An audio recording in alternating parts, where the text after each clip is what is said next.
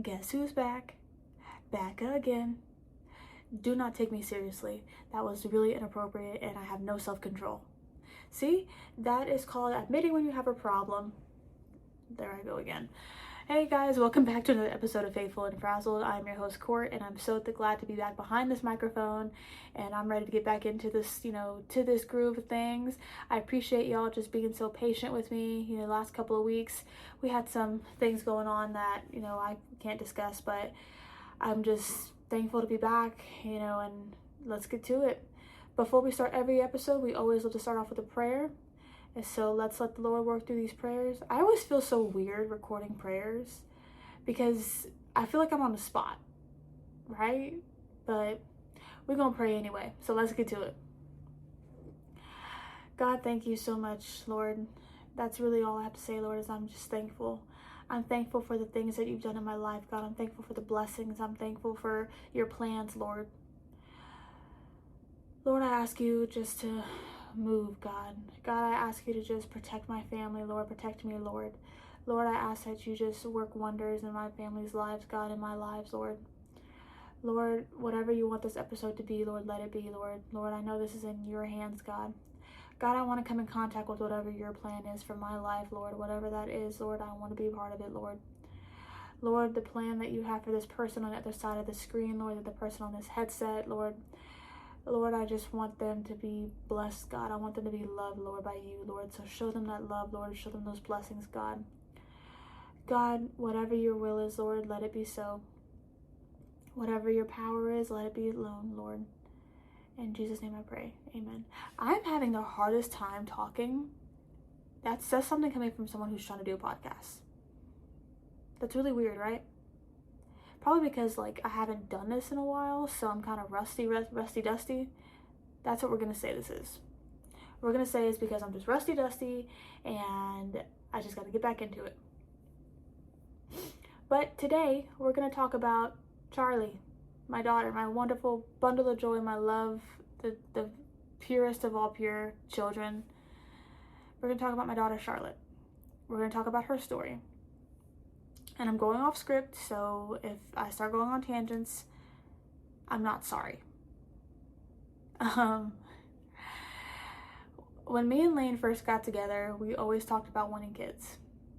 We talked about wanting children very early on. We knew we wanted to at least have one. We knew that we wanted to raise her or him to just be the most independent, loving child that they could ever be. Well, fast forward to when we got engaged. We got engaged and I had to go to the doctor, the lady doctor, for some other issues I had going on. And that doctor told me that I could not have children. Told me that was just not going to happen and to just get that out of my head. I mean, not in those exact words. He was more pleasant than that, but in those senses basically said that I could not have children. Was I devastated? 100%. Did it hurt Lane? 100%. But, we always said if we could adopt, we'll adopt. We knew we wanted to have children. We didn't care how. We wanted to have kids.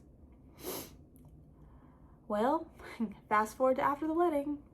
We threw caution to the wind because we were told we couldn't have children. So we just didn't care.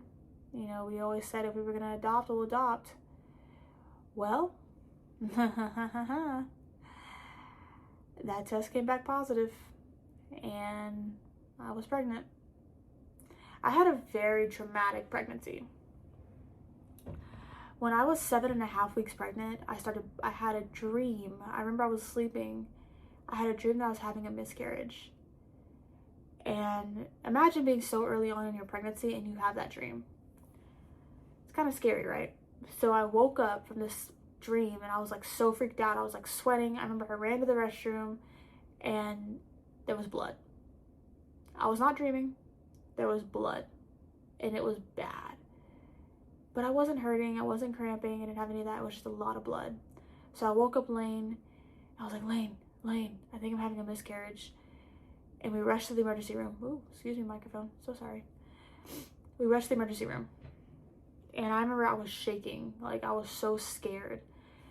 And my husband was just like, it's okay, whatever's gonna happen is gonna happen. Maybe it's just not meant to be this time. It's okay. Remember what the doctor said. It's a miracle you even got pregnant. Like, and I remember I just wasn't accepting what he was saying. And he was trying to be supportive. He was really trying to just be that supportive husband that I needed. But I wasn't accepting what he was saying at the time. Fast forward, they did an ultrasound, and the ultrasound tech was the sweetest lady I've ever met in my entire life. And she didn't say anything. She just turned the volume up on the ultrasound machine, and I heard the heartbeat. And that's all that she did. And she just looked at me, and she turned the sound back off. That was probably the best thing that she'd ever done. Well, few hours later, the doctor comes in and says, everything is okay, the baby is viable, everything is fine, you just have a subchoriotic hemorrhage. And I'm like, well, what is a subchoriotic hemorrhage and how do I get rid of it? What do I do? Like, how do I make sure this baby is safe? Now, my mom is on a cruise at this point, so I have only my husband as a support system, which was what I needed, but she just said it has to run its course. But the baby's safe, the baby's fine. Just go on about your pregnancy, take it easy for a few days, rest, stay in bed, don't do anything crazy. I said, okay, don't have to tell me twice. I went home, she discharged me. I had a peanut butter and jelly sandwich at 4 o'clock in the morning, and I went to sleep. Pregnancy goes along until we get to 12 and a half weeks. Yeah, 12 and a half weeks. And I started getting sick as a dog. Like, normally you get sick as a dog through your first trimester. No, for me, it was the second trimester. I was vomiting like there was no tomorrow. I remember I had this pizza, and it was the best pizza I had ever eaten in my entire life. Nope, Charli did not like that pizza. We had the gender reveal, found out she was a girl, had the anatomy scan, everything was great except for her heart. And I never told anyone about this because I didn't claim it. Well, during the anatomy scan, the doctor was like, her heart looks a little questionable. Let's redo the scan in 2 weeks. And I was like, okay, like, can you tell me what's going on? And they said, well, her heart is measuring small, but that just could be because she's moving around a lot. It could just be anything. Like, don't stress about it. Let's give it a couple weeks and try again. So we did. We prayed. We went home. We, went about our lives with the anatomy scan 2 weeks later. Perfectly healthy baby girl. Fast forward until it's time to do the dreaded glucose test. Well, did the glucose test, did the 1 hour one, failed that one miserably. And I'm thinking, okay, the system's broken. I remember actually telling my friend, the system is broken. I don't have gestational diabetes. Everything is fine. Everything's totally fine. So we did the 3 hour one. When I say that test almost took me out, I was so sick. I was like to the point to where I felt like, because you could not leave the testing center. So I remember I was laying there in that testing center, and I had to just lean up against the wall because I was just like so miserable. Well, I failed that glucose test by 2 points. 2 points. Can you imagine my disappointment? So I had to do the testing, the monitoring your blood sugar, the not eating crazy things, the being healthy, which you're supposed to do when you're pregnant anyway, but sometimes the cravings be craving. Well, I'll never forget this day, March 25th. I had a situation happen at my job, and I was 7.5 months pregnant. Very big, very swollen. I went home after this situation that happened at my job, and I wasn't feeling the best. I was feeling very just off, like just not feeling good.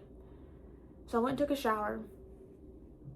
After that shower, I told my husband I wasn't feeling the best, and my husband is very much of a, it'll be okay, just rest, go lay down, you need to lay down, put your feet up. He's one of those. And he made fajitas that night because I was craving fajitas so bad. So he made the fajitas, and I ate the entire plate. And I was gonna eat the second plate, but I just wasn't feeling good enough to eat the second plate. Well, I started having bad contractions, painful contractions. And I was just like, I don't feel good. These contractions won't let up. And I had been having Braxton Hicks for a couple of days. Or so I thought they were Braxton Hicks. So my husband was like, well, let's just see if they go away. Let's take some time. Let's rest for a little while. They usually go away after you rest and drink some water. Go ahead and do that. Don't let your body get up. Just relax. I said, okay. Then they just started progressing worse and worse and worse. And finally I said, Lane, these contractions are not going away. And he's like, well, just call the OB. So I called my OB, and my OB was not on call that week. It was her boss that was on call that week. And I called the office, and she calls me back. She tells me, get your butt in here. You know your history. You know you're not supposed to go in labor. Get your butt in here. Those were her exact words. And I'm like, well, how do you know that if you're not my OB? Hello, not thinking she could just read my file. So we go in, and at this point my contractions are so bad you could see my contractions. They were so bad. Well, I get there, and the doctor comes in, and she's like, Mrs. Becker, Mr. Becker, y'all should have been in here yesterday. And I'm thinking, well, I thought it was gas. It wasn't gas. I was in full-blown labor. I had been in labor for over 48 hours. Very slow labor, but still labor. She goes, I want to see if we can stop these contractions. You're a little too early for us to deliver. So we're going to give you some IVF and see if we get these contractions to stop. I remember there was a double door in the labor and delivery room. It was a double door. We had been waiting for 30 minutes, and these contractions were not letting up. My OB busts through the door, or not my OB, but the OB who was on call, busts through the door, and she's like, they're getting worse. You're going right now to a C-section. And there was no time for us to even think about this. There was no time for us to even process this. There was no time for us to even call family. It was like boom, boom, boom. So they rushed me down to the OR. The nurse that I had that night was the sweetest nurse I'd ever had in my entire life. Everyone at this hospital was just the best. And she told me, it's gonna hurt, because they had to do an epidural. She's like, it's gonna hurt, but I have you. And my husband couldn't be there. My husband had to wait until I was on the OR table before he can come back in the room. When I see that needle was this long, I mean that needle was this long. And for those of you who cannot see my screen, think about your foot size. That's how big that needle was. And it hurt. It hurt bad. I just screamed from the top of my lungs how much pain that needle had caused my body. Well, finally my husband comes in the room, and I'm just bawling because I'm in so much pain, or I was in pain for those 30 seconds. And I remember the anesthesiologist was like, I never miss a nerve. I never miss a nerve. Y'all, she missed a nerve. She missed the nerve. She did. It is what it is. Charli was born at 11:32 p.m. on on March 25th, 2024, 11:32 p.m. Charli was born. She came into this world, she wasn't breathing. And the doctors had actually came in and told us she's going to have to go to the NICU. This was before I had even delivered. She's going to be in the NICU. She's going to be there for a while. Just be prepared for that. Well, we weren't even prepared to have a baby at 7.5 months pregnant, but here we are. So, that's where we stood. They finally got Charli to breathe. I got to hold her for maybe 30 seconds, if even that. And just knowing that my daughter was in this world, the daughter you probably are hearing on the monitor right now, it was like a reality kicked in for me. And my whole world shifted, but I was so drugged. I can't tell you if my world shifted because I was so drugged or if because I just became a mom. I can't tell you which one it was, but either way, my world shifted. Well, when Charli got put in the NICU, they had to put her on a vent. She was on a vent because she couldn't breathe. They hadn't had time to give her the steroid shots. And the reason I'm pausing, guys, is because my memory is not the best when it comes to these things, especially due to the assault that I had. So just bear with me because I have to kind of recollect my thoughts and recollect my memory. And this is a really heavy thing for me to talk about. So it's also something that I had kind of blocked out. Not my daughter's birth, but just how traumatic it was. So I'm sorry in advance for all the pausing. But when Charli was in the NICU and she was put on the ventilator, I didn't get to be in the room because I was obviously getting sewed back up, but my husband got to be there. And that was probably the most dramatic or traumatic thing for my husband he's ever had to deal with. And for that, I could never not be thankful for my husband. He made sure Charli was okay. He made sure that the doctors were handling my daughter with care. They made sure that, or he made sure that they knew, you're not gonna mess around with my kid. I didn't get to see Charli until the next day. The nurses woke me up and they're like, let's go see your daughter. And I didn't even recognize my own kid because she was so hooked up to the ventilator. She had IVs in and out. She had feeding tubes in her mouth. Didn't even look like a baby. It looked like a medical device. Just one big medical device is what she looked like. And the doctors are talking to me, but I honestly can't even tell you what they were saying. I have no idea what the doctors were saying because I couldn't stop looking at my kid because she looked like, I can't even describe it. Well, I got discharged about 2 days later. I went home, was in a lot of pain. I mean, a lot of pain. 2 days later, I was back in the hospital because I had an infection in my uterus. It was bad. Like, I was running 104 fever, was shaking, was in a lot of pain, could barely walk. It was a bad news bears situation. But I was so thankful for the hospital because they actually put me in the same floor as my daughter. So when I wasn't being hooked up to IVs for my infection and the IVs were actually medication, so it was antibiotics. So when I wasn't being hooked up to that stuff, they actually let me go spend time with my daughter and be in the NICU with her. So I thought that was really awesome. Well, I got discharged about a week later. I want to say it was a week I was in the hospital. And after that, all focus was on Charli. Charli fought so hard in that NICU. This girl is a fighter.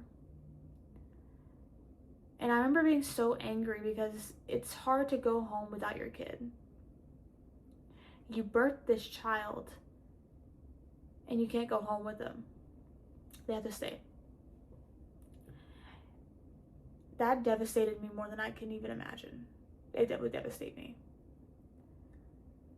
When Charli came off the vent, they put her on low flow oxygen and she couldn't take it. So they put on high flow oxygen. And I remember just asking, why is this taking so long? Why is she not growing more? Why is she not doing this? Why is she not doing that? Why is this? Why is that? Why? And the doctors just said, Charli's gonna do things on her time. And I said, no. But the crazy thing is it wasn't that it was on Charli's time. That's the crazy thing, y'all. It was actually on God's time.